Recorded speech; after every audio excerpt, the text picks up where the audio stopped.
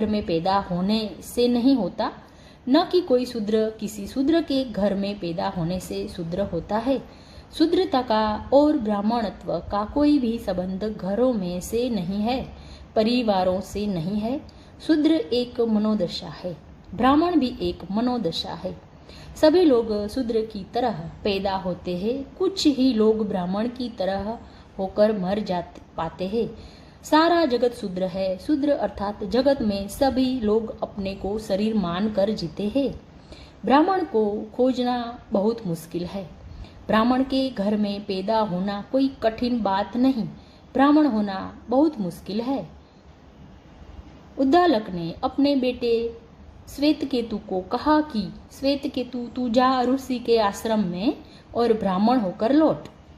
श्वेतकेतु ने पूछा, लेकिन ब्राह्मण मैं हूं ही, ब्राह्मणों का पुत्र हूं तो।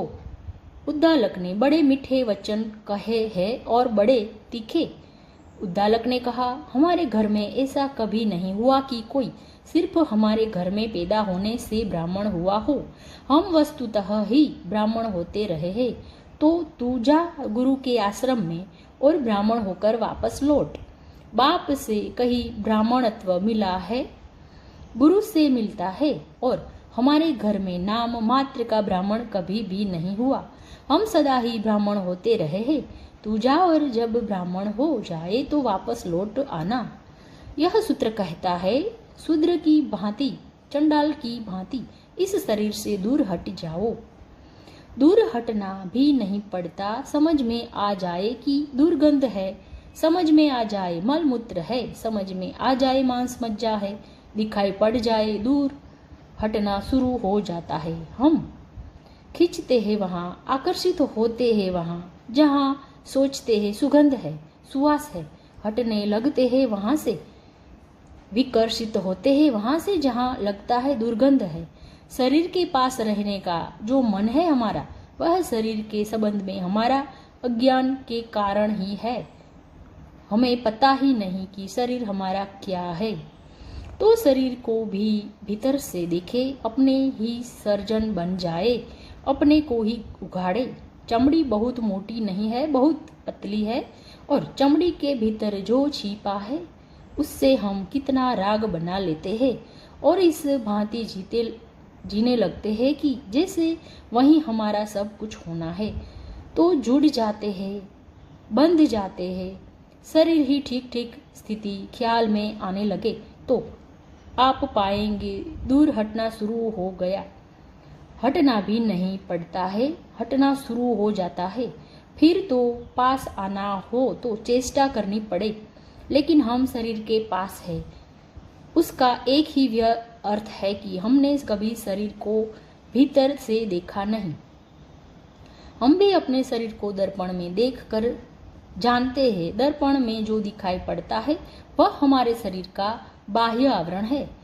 बड़ा अच्छा हो कि विज्ञान ऐसे यंत्र ईजाद कर सके जैसे एक्सरे की मशीन है। आज नहीं कल विज्ञान ऐसे यंत्र बना ले कि उनके सामने आदमी खड़ा हो जाए जैसा वह भीतर से है, पूरा का पूरा हड्डी मांस मज्जा मल मूत्र सब दिखाई पड़ जाए। तो वैसे यंत्र बड़े काम के हो सकते हैं। आपको अपने शरीर की पूरी स्थिति पता चल जाए, आप तत्क्षण पाएंगे आप में और शरीर में के बीच फासला हो गया। वे जो सेतु थे टूट गए, जो जुड़ाव था वह मिट गया और दूरी बढ़ने लगी।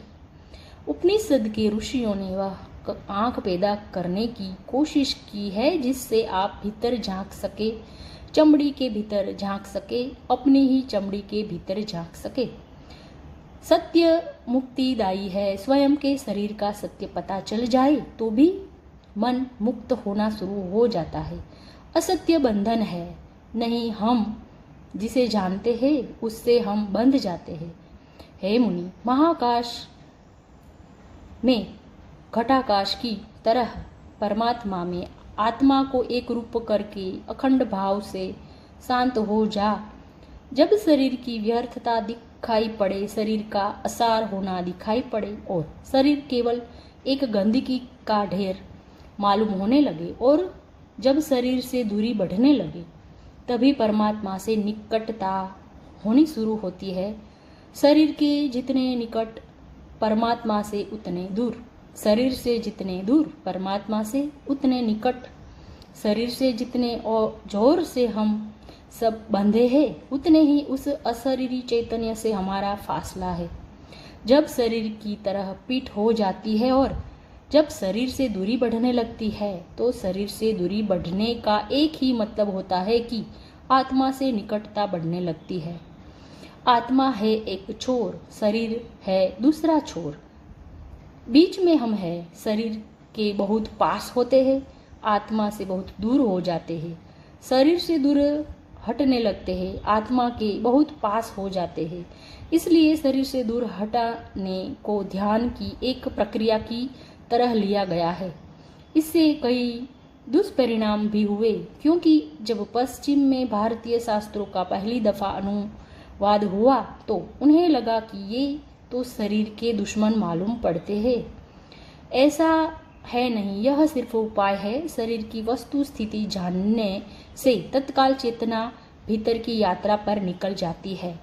शरीर का ठीक ठीक बोध होते ही शरीर पर पकड़ ढीली हो जाती है। वह पकड़ ढीली हो सके इसलिए इस बोध को तीव्र करना जरूरी है। मृत्यु पर चिंतन, शरीर की वस्तु स्थिति पर मनन उघाड़ कर शरीर का जो रूप है उसे आंख के सामने कर लेना विधियां है ध्यान की। इनसे आदमी भीतर की तरफ सरकता शुरू हो जाता है और वह सरकना सहज हो जाता है। उसके लिए चेष्टा नहीं करनी पड़ती। अगर आप शरीर को बिना समझे भीतर की तरफ जाना चाहते हो तो अति कठिनाई होगी, क्योंकि मन तो शरीर में लगा ही रहेगा, जुड़ा ही रहेगा। वृद्ध का एक भिक्षु एक गांव से निकलता है, सुंदर है, बहुत ध्यान से उसके सौंदर्य को और भी गरिमा दे दी है। मौन भीतर सधन हुआ है तो उसे मौन की किरणें उसकी आंखों और उसके चेहरे से और भी प्रकट होने लगी है। वह अभामंडित हो गया है। एक वेश्या उस पर मोहित हो जाती है। रविंद्रनाथ ने एक बहुत मधुर गीत इस घटना पर लिखा है। वह वेश्या उतर कर अपने महल से नीचे आती है और उस भिक्षु को निवेदन करती है कि उसके महल में एक रात विश्राम कर ले। वह भिक्षु कहता है, निमंत्रण अस्वीकार करना हमारा नियम नहीं। आऊंगा, लेकिन अभी समय नहीं आया। अब तुम्हारे शरीर की वास्तविक स्थिति प्रकट हो जाएगी, तब मैं आऊंगा। अभी तुम भूल में हो। जिस दिन तुम जगोगी मैं आऊंगा। वेश्या को कुछ समझ में नहीं आता। वेश्या का मतलब ही यह है कि शरीर की भाषा के अतिरिक्त जिसे और कोई भाषा समझ में नहीं आती। इसलिए यह मत सोचना कि कोई पत्नी है तो वेश्या नहीं है। शरीर की ही भाषा समझ में आती हो वो वेश्या ही है। जब तक आत्मा की भाषा समझ में न आए तब तक कोई वेश्या होने से ऊपर उठ नहीं सकता। और वेश्या का मतलब स्त्री मत समझना। वेश्या भी शरीर भी भाषा समझ में आए और शरीर से ही मोल तोल चलता हो, इतना ही मतलब है वेश्या का। शरीर पर ही सब टिका हो, मन वहीं हो, व्यवसाय। भिक्षु ने कहा, आऊंगा जरूर, लेकिन जब तुम्हारा शरीर अपनी वस्तु स्थिति में आ जाएगा। उस वेश्या ने कहा, पागल हो गए हो, यही है समय। अभी मैं हूँ युवा, अभी सौंदर्य है अपने शिखर पर। शरीर इससे बेहतर हालत में फिर कभी न होगा। उस भिक्षु ने कहा, बेहतर की चिंता नहीं है, वास्तविक की चिंता है। जब वास्तविक होगा आ जाऊंगा। उस वेश्या ने कहा, मैं कुछ समझ नहीं पा रही हूँ, थोड़ा स्पष्ट करके कह दे। उस भिक्षु ने कहा कि जब कोई भी तुम्हारे पास न आएगा तब मैं आऊंगा, क्योंकि तब शरीर वास्तविक स्थिति में होगा।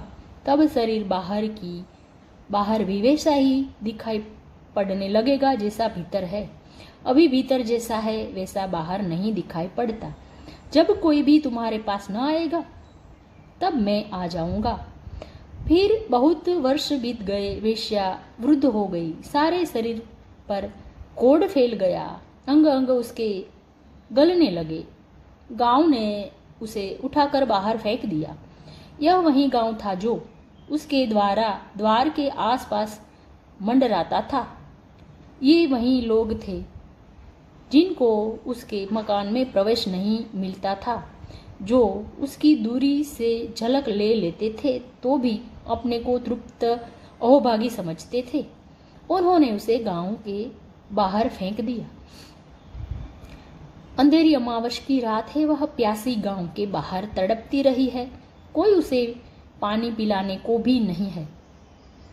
उस रात वह भिक्षु आया है और उस भिक्षु ने उसके सिर पर हाथ रख कर कहा कि मैं आ गया।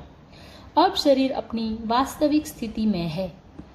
अब कोई तुम्हारे पास आता नहीं। अब शरीर बाहर भी वैसा ही हो गया है जैसा भीतर है। अब बाहर भीतर का फासला टूट गया। बीच की चमड़ी ने जो अवरोध डाले थे वे मिट गए। अब भीतर की जो मांस मज्जा है वह बाहर भी झलकने लगी। भीतर की जो गंदगी है वह बाहर भी आ गई। अब तुम बाहर भीतर एक हो गई हो। अब मैं आ गया हूँ। इसी दिन के लिए मैंने वादा किया था। जब कोई भी नहीं आएगा तब मैं आ जाऊंगा। रही मेरी बात, उस भिक्षु ने कहा, मुझे तो उस दिन भी यह दिखाई पड़ता था जो आज बाहर आ गया। तुम्हें नहीं दिखाई पड़ता था तो उस दिन भी तुम्हारे घर मेहमान हो सकता था। मुझे कोई अड़चन न थी। तुम्हें भ्रांति और बढ़ जाती कि अब तो भिक्षु भी मेरे घर मेहमान होने लगे हैं। मेरी कोई अड़चन न थी। उस दिन भी आ जाता, क्योंकि उस दिन भी मैं यही देख रहा था जो आज तुम्हें दिखाई पड़ रहा है। जो आज पूरे गांव ने देख लिया है वह मैंने उस दिन भी देख लिया था। लेकिन वह वेश्या वहां बाहर पड़ी भी अपने शरीर को नहीं देख रही। आंख बंद करके वह उन्हीं दिनों का स्मरण कर रही है जब शरीर सुंदर था, जब गांव में गरिमा थी, गौरव था। बुढ़ापे में भी लोग जवानी का चिंतन करते हैं। शरीर भी अपनी सच्चाई को प्रकट कर देता है तो मन से ढांकते रहते हैं। चमड़ी भी साथ नहीं देती अब तो आंखें बंद कर लेते हैं और भीतर वह जो बीत गया उसका रस ले रहते हैं। बूढ़ा भी जब जवानी का रस लेता है तो समझना कि वह शूद्र ही मरेगा, और जब जवान भी बुढ़ापे को आने के पहले ही शरीर में देख लेता है तो समझना कि ब्राह्मण होकर मरेगा। मरता हुआ आदमी भी जब जीवन की ही वासना लिए रहता है तो समझना कि शूद्र है, और भरी जवानी में भी आदमी जब मृत्यु को देखने लगता है तो समझना कि ब्राह्मण का जन्म शुरू हो गया। और यह जरूरी है कि शरीर की यह वास्तविकता हमें दिख जाए तो हमारी पीठ हो जाए इसकी तरफ और मुंह हमारा उस तरफ हो जाए जहाँ चैतन्य है मुनि। महाकाश में घटाकाश की तरह परमात्मा में आत्मा को एक रूप करके अखंड भाव से सदा शांत रहो। मोड़ लो मुंह अपना शरीर से और फिर देखो उस महाआकाश की तरफ। वह महाआकाश निकट ही है। एक घड़ा रखा हो जमीन पर, हम उसे उल्टा रख दे तो घड़ा आकाश की तरफ देखे पर उसे दिखाई पड़ेगी केवल मिट्टी की देह, आकाश दिखाई नहीं पड़ेगा। घड़े को उल्टा कर दी या जमीन पर वह आकाश की तरफ देखे, उसे क्या दिखाई पड़ेगा? उसे दिखाई पड़ेगा अपनी ही मिट्टी की परत, अपनी देह, अपना शरीर। आकाश दिखाई नहीं पड़ेगा। फिर घड़े को हम सीधा रख दे और घड़ा आकाश की तरफ देखे, मुंह आकाश की तरफ है अब, तो अब घड़ा देख पाएगा कि देह में नहीं हूं, और अब घड़ा यह भी देख पाएगा कि जो छोटा सा आकाश मेरे भीतर है वहीं आकाश बाहर है, और हम दोनों के बीच कहीं भी कोई अंतराल नहीं है। हम दोनों के अविच्छिन्न है। सतत में ही फैलता चला गया हूँ इस आकाश में। सतत यह आकाश ही